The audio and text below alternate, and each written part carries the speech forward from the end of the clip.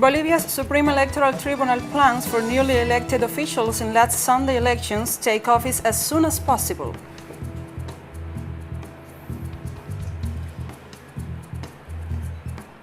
U.S. presidential candidates to hold final debate Thursday with the microphones muted during the rivals' participation. In Kenya, a two-day COVID-19 mass testing exercise was held with the objective of breaking the chain of transmission.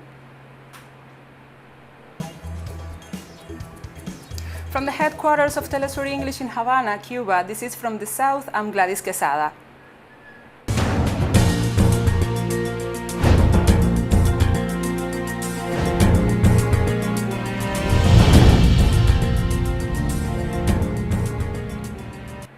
Bolivia's president-elect, Luis Arce, is to assume power in the first half of November. The Supreme Electoral Tribunal plans that the new officials elected in last Sunday's election from both the executive and legislative branches take office as soon as possible. Bolivia's Supreme Electoral Tribunal noted that turnout in Sunday's general elections was 87%, the highest figure ever recorded in the country's democratic history.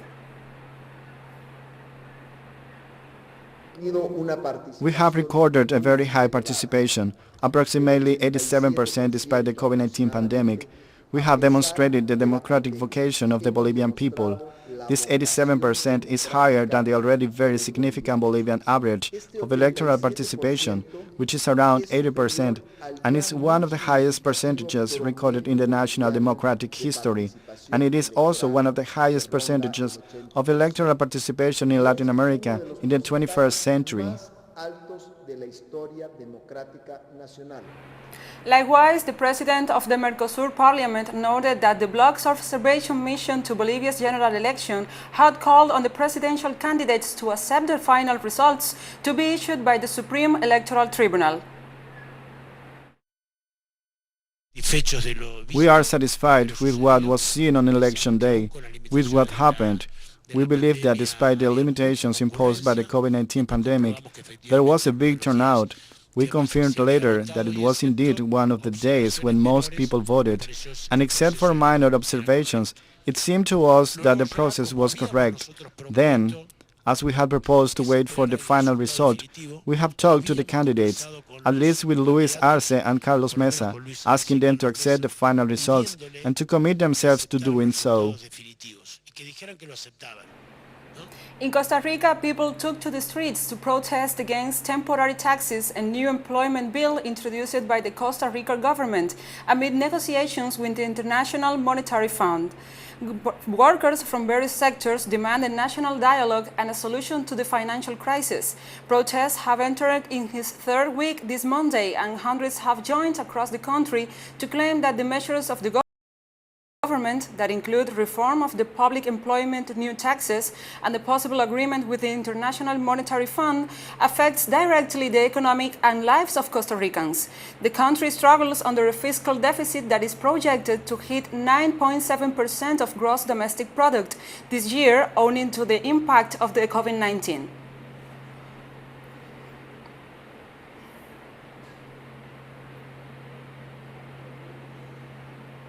Addressing the UN Food and Agriculture Organization's 36th Regional Conference for Latin America and the Caribbean on Monday, Venezuelan Foreign Minister Jorge Arreaza reiterated his country's commitment to combating poverty and hunger, despite the unilateral sanctions imposed by the United States government.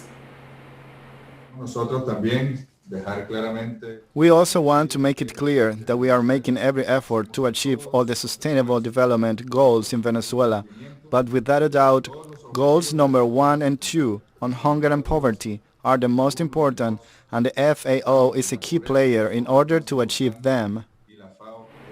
Likewise, the Venezuelan Foreign Minister welcomed the UN agency's hand-in-hand initiative, while also calling for the inclusion of the countries and regions most in need and subjected to the blockades in the program. We would like to congratulate the FAO on its new actions, particularly the presentation of the hand-in-hand initiative, aimed at targeting more resources for the sectors and regions most in need. In fact, Venezuela proposes a modality in which the hand-in-hand initiative is also considered for countries subjected to unilateral, coercive sanctions, and which, due to reasons beyond their own will, have to endure difficulties that must be addressed by the multilateral system, since such measures disregard public international law. In Chile, relatives, neighbors and friends of Aníbal Villarroel, killed by the police on Sunday, held a vigil this Monday while condemning the ongoing police brutality in the country. Demonstrators gathered in the neighborhood of Pedro Aguirre Cerda in the capital Santiago to demand that the authorities bring those responsible of his killing to justice. Meanwhile, relatives of the victim have denounced the use of a shotgun that has been banned since November 2019, after a video and audio released by local media showed the use of weapon by the police, causing the death of the latest victim of their brutality. Meanwhile, Aníbal's parents are waiting to receive their son's corpse, which is currently under expert medical examination.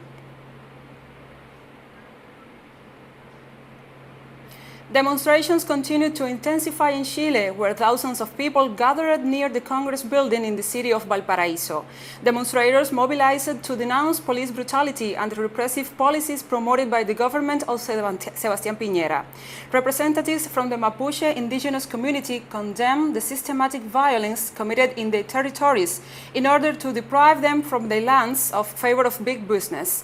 Meanwhile, several social leaders have noted the contradictions of the current Chilean government, as it calls for peace in the country but does not tolerate peaceful demonstrators demanding political reforms. And we'll be right back after this very short break, so don't go away.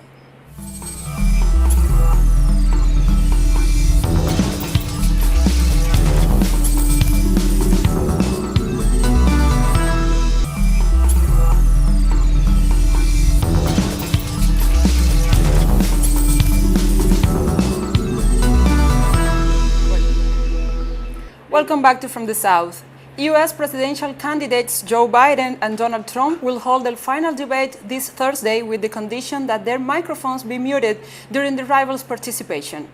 The measure was announced by the group sponsoring the debate and comes followed by the first debate marked by the interruptions during the candidate's speech, which resulted in the suspension of a second debate previously scheduled. The debate organizers will give each candidate 2 minutes of uninterrupted time at the beginning of each segment of the debate, which will be 15 minutes each.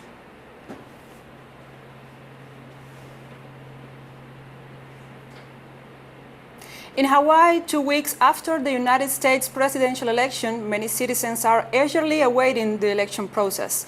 The details with our collaborator Kuunang Paik Munder tells us. A robust uptick of newly registered U.S. voters is pointing to a 2020 turnout that may likely shatter all records. That holds true even for Hawaii, which has traditionally one of the lowest voter turnouts of any U.S. state. The reason for the paltry numbers is rooted in the fact that, according to the UN High Commissioner on Human Rights, Hawaii has been a nation illegally occupied since regime change in 1893. Many in the native Hawaiian population, which accounts for about 1/5 of all residents, have traditionally not been enthusiastic about voting. However, 2020 will be a watershed election with an overwhelming number of Native Hawaiians not only voting, but also running for office. Those who once shunned elections in the past are now recognizing the real politic at play as the U.S. teeters on the brink of racist authoritarianism. Many of Hawaii's indigenous people, as well as other people of color, recognize voting as a matter of survival. Regardless of which candidate wins for president, however, both parties have slated Hawaii to play a central role in an unnecessary and long-anticipated war with China. Hawaii is home to 11 bases, including Pearl Harbor. Ironically, the shoo-in candidate for U.S. Congress is a native Hawaiian lieutenant colonel in the Air National Guard. The presumed successor to Tulsi Gabbard, Kai Kahele, describes himself as both a patriotic American and a proud Hawaiian. The identity politics position him perfectly to perpetuate the neoliberal agenda pushing the war economy. Meanwhile, peace activists in Hawaii and throughout Oceania continue to mobilize a resistance movement for a People's Pacific. This is Kuhon Pak Mander for Code Pink in Hawaii.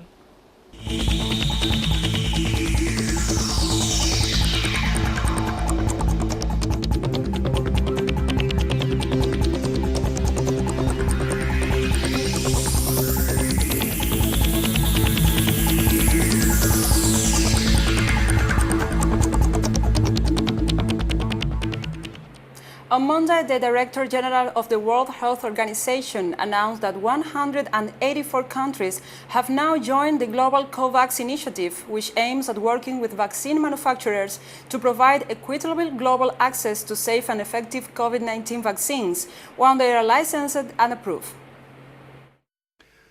On 9 October, I shared that 171 countries and economies were part of the Gavi, CEPI, and WHO-led COVAX initiative for vaccine access. I'm pleased to announce today that now 184 countries have now joined COVAX. The most recent countries joining over the weekend are Ecuador and Uruguay.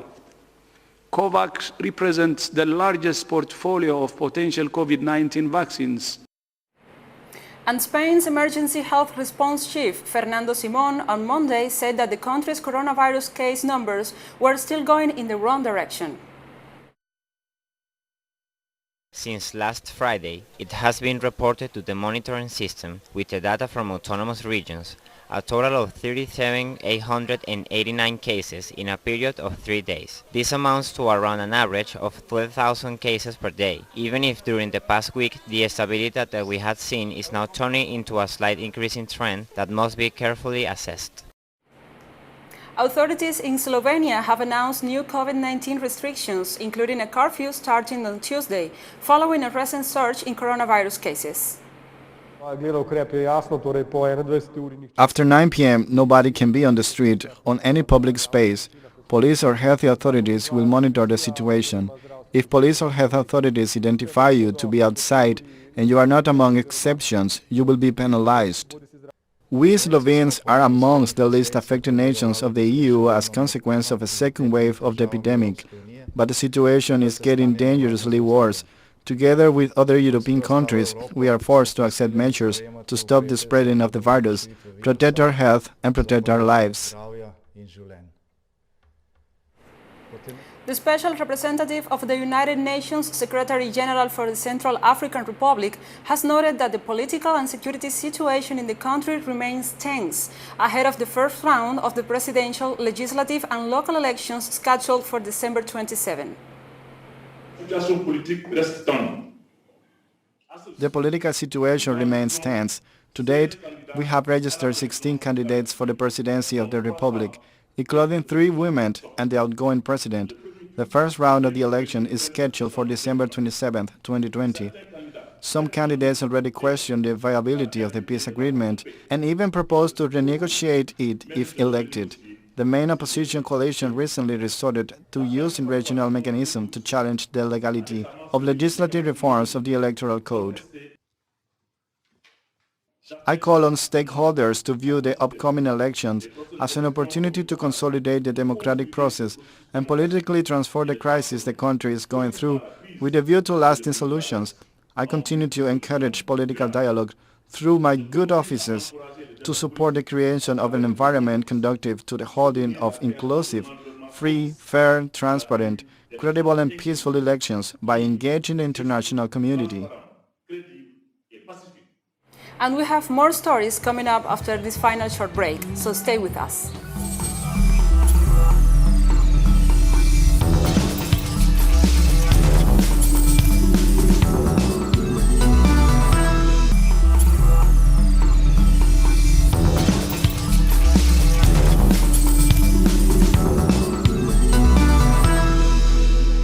Welcome back to From the South. In Kenya, a 2-day COVID-19 mass testing exercise was held with the objective of helping to break the chain of transmission after the city recorded an increase in daily infection in recent weeks. Though the cases previously appeared to be decreasing, there has been a recent surge in the number of infections in the country after the government eased restrictions, including reopening bars and changing curfew hours.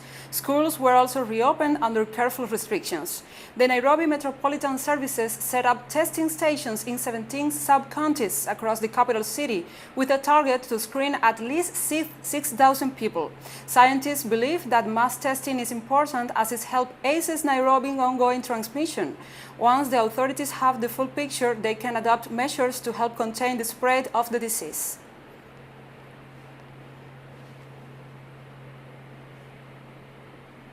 In Tunisia, residents of the Sheba city held a general strike to denounce the decision of the Tunisia Federation of Football that denies the participation of the local team for the 2020-2021 season. Protesters blocked the city's main roads to enter the coastal city this Monday. The demonstrations were carried by the local union and the civil society. Citizens rejected the prohibition of registration of the CS Sheba local football team within the federation's calendar of activities. The demonstrations have led to the closure of all public and private institutions with the exception of bakeries, pharmacies and health centers.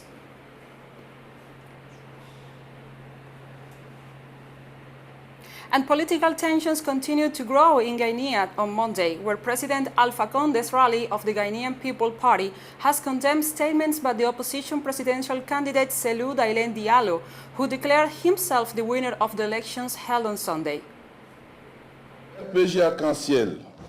The RPG, ARC, EN, CL, the allied parties and its supporters, respectful of the institutions of the Republic, unreservedly and with the utmost firmness condemn the irresponsible and dangerous declaration of the President of the EUFDG, Cellou Dalein Diallo, by which he proclaimed himself elected in the presidential election of October 18, 2020.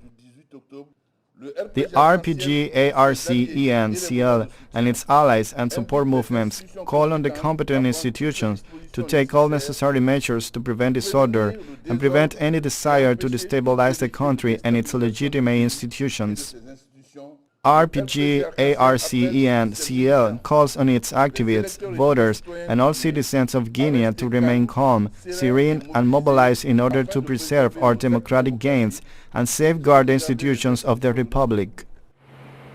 Likewise, Guinea's Independent National Electoral Commission has also rejected statements voiced by the main opposition presidential candidate, while noting that the provisional results of Sunday's election have yet to be announced.